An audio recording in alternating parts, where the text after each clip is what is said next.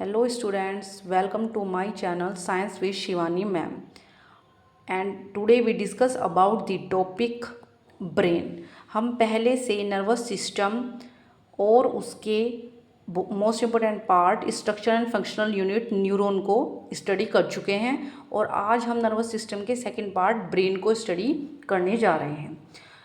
First of all you see the diagram of human brain means मानव मस्तिष्क का संरचना. It's divided into three parts.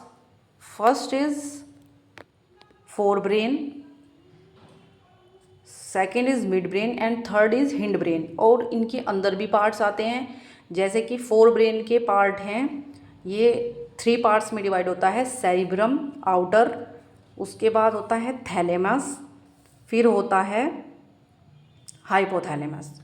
Second होता है मिड ब्रेन, उसके भी पार्ट्स हैं जिसके बारे में हम आगे डिस्क्राइब करेंगे, वीडियो में डिस्कस करेंगे. और थर्ड होता है हिंड ब्रेन, यानी कि पश्च भाग जिसको बोलते हैं. अग्रभाग होता है फोर ब्रेन, मध्य भाग होता है मिड ब्रेन और पश्च भाग होता है निचला हिस्सा मस्तिष्क का. आइए विस्तार से हम ब्रेन और इसके पार्ट्स के बारे में पढ़ते हैं.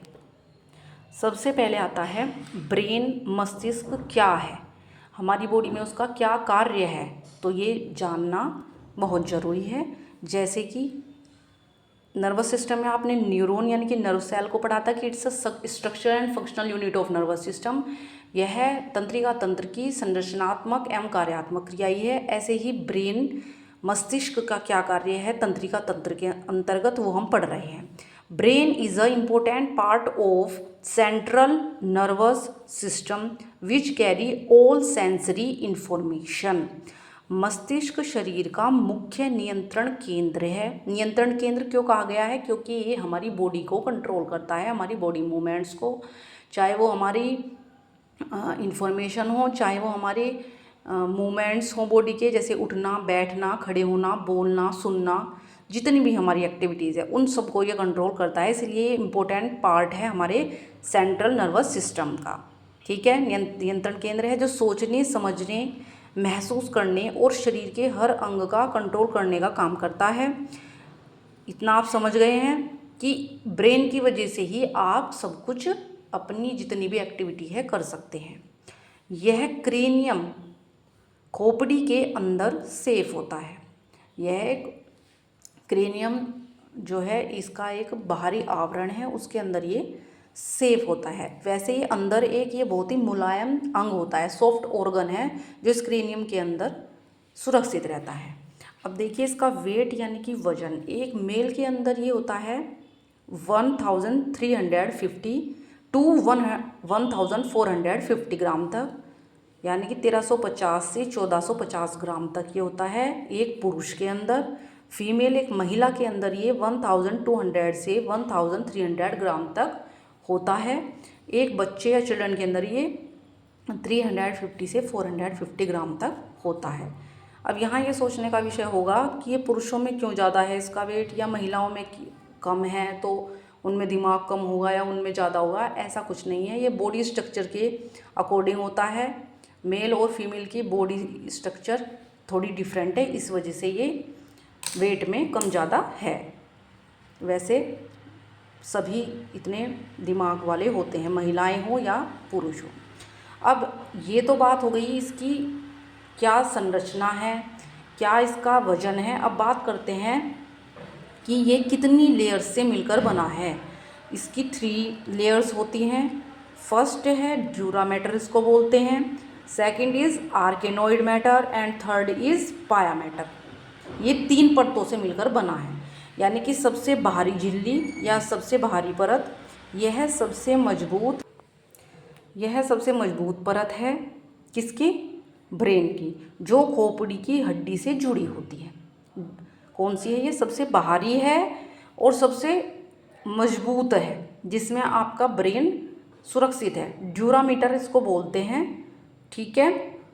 सेकंड आती है आर्केनोइड, ये ड्यूरा मैटर के नीचे होगी, मध्य झिल्ली इसको बोलेंगे. ये फाइब्रस थ्रेड लाइक स्ट्रक्चर है, यानी कि सॉफ्ट टिश्यू से बनी होती है. ठीक है, इसको बोलते हैं आर्केनोइड। ये ड्यूरा मैटर के नीचे होगी और आपके जो ब्रेन है उसकी मीडियम लेयर है। सबसे लास्ट नीचे वाली आती है पाया मैटर, यह सबसे निचली परत है और it's carry blood vessels into brain, यह मस्तिष्क में रक्त वाहिकाएं भेजती है। जब आपके जो ब्लड है, आपने ब्लड सर्कुलेशन में पढ़ा था, वो आपके बॉडी ऑर्गन से ब्रेन की तरफ जाता है, तो वो काम ये पाया मैटर करती है। इधर आप इसका डायग्राम देख लेंगे। इस तरह से आपकी सबसे पहले स्किन होती है खोपड़ी में, है ना, क्रेनियम में। उसके बाद आपका पेरियोस्टियम होता है, ये क्रेनियम है। क्रेनियम भी खोपड़ी तो है जिसमें सुरक्षित है, इसके अंदर ब्रेन सुरक्षित है, इसके ऊपर भी ये 2 लेयर होती हैं, ठीक है। और फिर ये 3 लेयर आ जाती हैं, ड्यूरा मैटर, आर्केनोइड और पाया मैटर, और यहाँ आपका ब्रेन सुरक्षित होता है। ये इसका डायग्राम है, ठीक है, लेयर्स ऑफ ब्रेन। अब ये लेयर्स ऑफ ब्रेन जो हैं, ये तीनों मिलकर क्या कहलाती हैं? मेनिंजेस कहलाती हैं। मेनिंजेस परत बोलते हैं जब ये तीनों मिल जाती हैं। कौन कौन? ड्यूरा मैटर, आर्केनोइड और पाया मैटर। इसमें क्या होता है? इसमें सेरिब्रोस्पाइनल फीड भरा होता है। कौन सा? सेरिब्रोस्पाइनल, जो बाहर के आघातों से मस्तिष्क को बचाता है, या किसी तरह का आपका एक्सीडेंट हुआ है, चोट लगा है, तो ये जो मेनिंजेस परत है यही आपको बाहरी आघातों से या जीवाणुओं से सुरक्षित रखती है, आपकी ब्रेन की सुरक्षा करती है। अब ये जो ब्रेन है ये 3 पार्ट्स में डिवाइड है, जैसे कि मैंने आपको बताया है। सबसे पहले होता है फोर ब्रेन, इसके भी 3 पार्ट्स हैं, सेरिब्रम, थैलेमस और हाइपोथैलेमस। आइए इनके बारे में जानते हैं। सबसे पहले आता है आपका फोर ब्रेन, यानी कि अग्र मस्तिष्क उसको बोलते हैं। इस अग्र मस्तिष्क के भी 3 पार्ट है, जैसे कि आपको मैंने बताया है। सबसे पहला है सेरिब्रम। सेरिब्रम जो होता है उसको प्रमस्तिष्क, यानी कि आगे का हिस्सा है ना, तो अग्र मस्तिष्क, प्रमस्तिष्क ये सब बोलते हैं, वैसे इसको सेरिब्रम बोलते हैं। ये जो आपका मानव मस्तिष्क है उसके 2/3 भाग होता है। सबसे विकसित भाग है, डेवलप पार्ट है, और ये क्या कर रहा है? It is centre of intelligency, बुद्धिमत्ता, आपकी बुद्धिमत्ता है, कितने आप होशियार हैं, कितने आप कमज़ोर हैं पढ़ाई में, ये सब चीज़ बेसिकली स्टूडेंट्स पावर को दिखाता है ना। मेमोरी आपकी, विल पावर आपकी इच्छा शक्ति, स्पीच आपका बोलना, एंड थिंकिंग आपका सोचना।